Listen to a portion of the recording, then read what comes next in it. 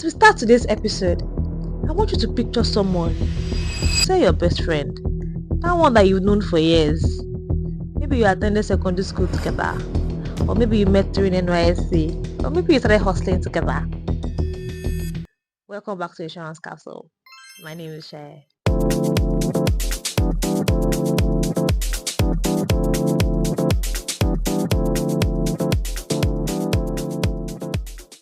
Now imagine this conversation. Your friend says, "My guy, we've talked about this business for years. I think it's time." You too, you smile and you said, "I've been waiting for you to say that." You both shook hands. You guys contributed money. You guys got a shop. You registered the business.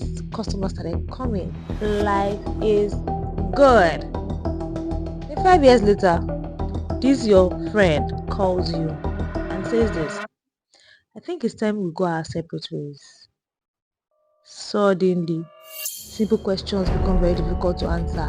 Questions like, who owns the business? Who owns the customers? Who owns the delivery van? Who owns the office furniture? And so sort of things like that. And perhaps the biggest question of all, what exactly both of you agreed to in the beginning? You'll be surprised how many businesses don't have a clear answer. Let us be honest. Many Nigerians start businesses with people they trust. A brother, a cousin, a church member, a very close friend, someone they believe would never betray them. Trust is important, but trust and documentation, they are not enemies, they're partners. Think about building a house. Even if your younger brother is a contractor, you still agree on a budget, right? You still agree on materials, on timeline, not because you don't trust him, but because clarity prevents conflict. Business works exactly the same way. Before the first customer walks in, every business should answer some important questions. Who owns what percentage? Who can sign contracts? Who approves major spending? What happens if one partner wants to leave? What happens if one partner dies? Can children inherit that person's share? Can a surviving spouse suddenly become part of the business? And so many other questions.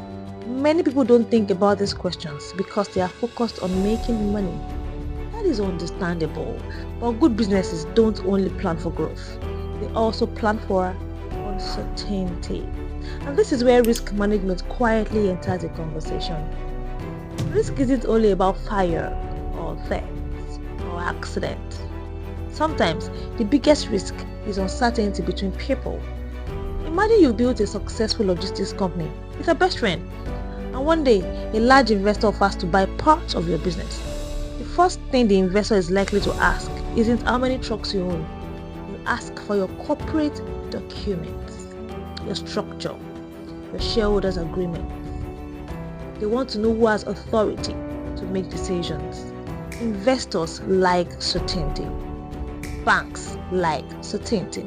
Insurance companies like certainty, because uncertainty creates risk. Now let's bring insurance into the conversation. Many businesses insure their buildings, their vehicles, equipment, and all sorts. But businesses should also think beyond physical assets. What happens if the founder dies unexpectedly? Will the business continue? Would operations continue without affecting employees and customers?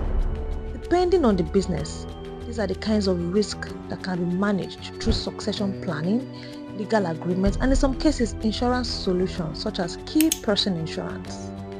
The lesson isn't that every business needs the same solution. The lesson is that every business needs a plan, because businesses don't usually collapse overnight. They collapse because important conversations never happened. So, before you start your next business venture, don't just ask, how much capital do we need? Also ask, what happens if life doesn't go according to plan? Those conversations actually feel uncomfortable, but they can save relationships. Before I leave you, I want you to answer one question. If your best friend asked you to start a business today, would you insist on putting everything in writing, or would you rely on trust alone? There's no right or wrong answer, but I'd really like to know what you think. Leave your thoughts in the comments.